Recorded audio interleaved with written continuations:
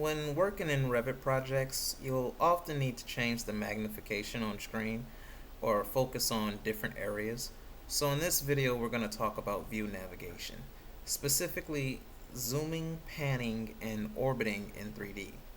So first we need to get a project open. So here on the recent file screen, I'm going to go ahead and click on the architectural sample project that comes preloaded in the Revit software. Now, if you prefer to use a different file, any file will work here in order to practice zooming, panning, and 3D orbiting. Alright, so the easiest way to zoom and pan is to use the wheel on your mouse. If you roll the wheel up, it zooms in. If you roll it down, it zooms out. Now, at first it appears somewhat random, but actually it pays attention to where your mouse pointer is. So if I wanted the corner of this model to stay visible on screen as I zoomed, I would just simply put my mouse in that general vicinity and begin rolling the wheel. Notice that as it zooms in, it keeps that same relative part of the model visible in the same general location. As I zoom out, the same thing will occur.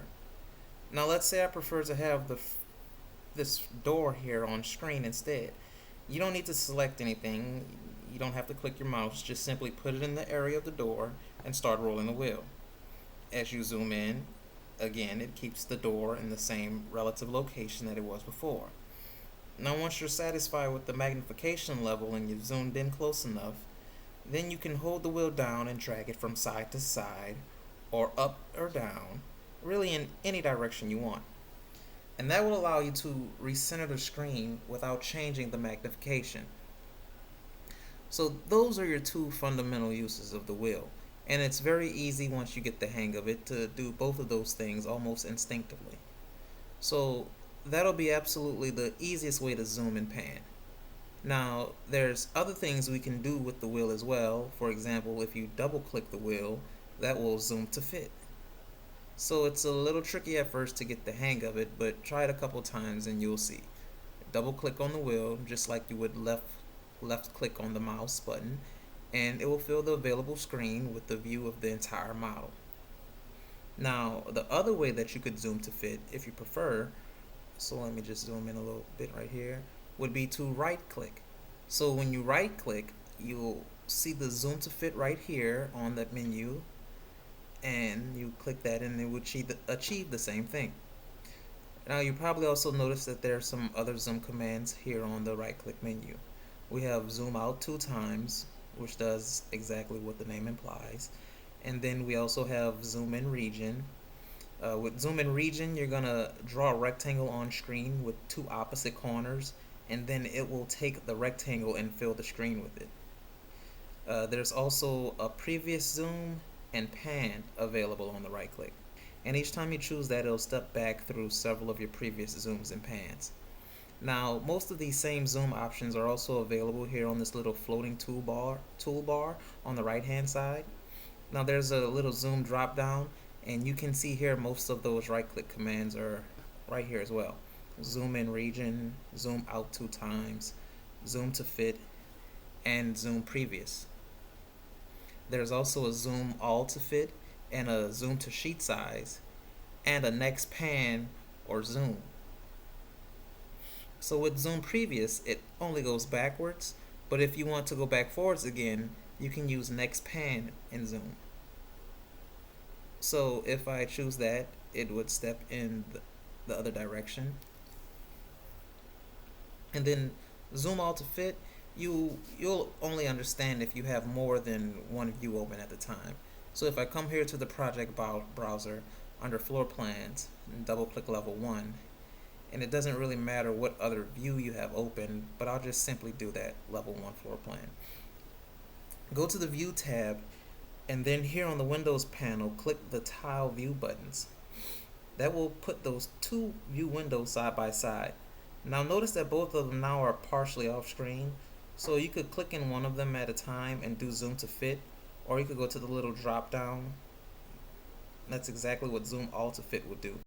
It will make all the views fit to their screens. So that could be a really handy way of you quickly sort of taking stock of everything that you have open on screen and getting them all to zoom to fit. Now the next thing that I want to show you is how to change the 3D view to navigate in 3D using the wheel. So I'm going to close this 2D view here, this floor plan, because we no longer need that. And then I will roll in, keeping this roof kind of in the center. And then what I want to do is hold down my shift key and drag with my wheel. So notice that when I do that, as long as the shift key is held down, instead of panning, it will actually be orbiting the view.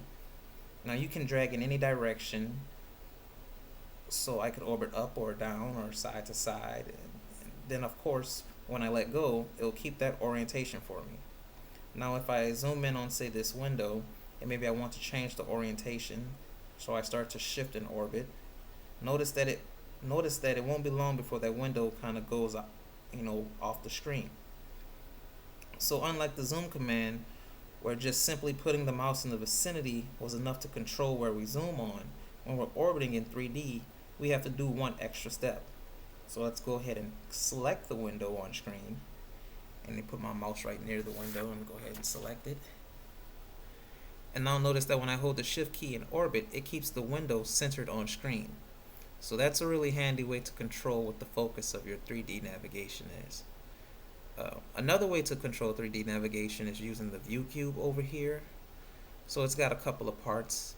At the base of the view cube is the little circle here. It's something like a turntable. So when I drag that, it doesn't matter in what direction you drag it, it's only going to spin it left or right. It keeps the height of the 3D just where it is, and you're just sort of spinning it around as if it were on a little turntable. If you click and hold down on the cube itself and then drag, it's the same as holding the shift key and using the wheel. It's a full orbit. Now the other thing about the view cube is all these little regions on it. Each one of those, if you do a single click on the region, will orient the current view to match the orientation of the region. There's a front, a right, a top, and there are even accented metrics, like halfway between front and top. So if I click front, notice that it zooms in, but because the window was selected, it actually zoomed right in on the window. If I deselect the window and I click an open space, and then I go back and I click front again, notice the view is different. It actually doesn't zoom to fit with the entire model in focus.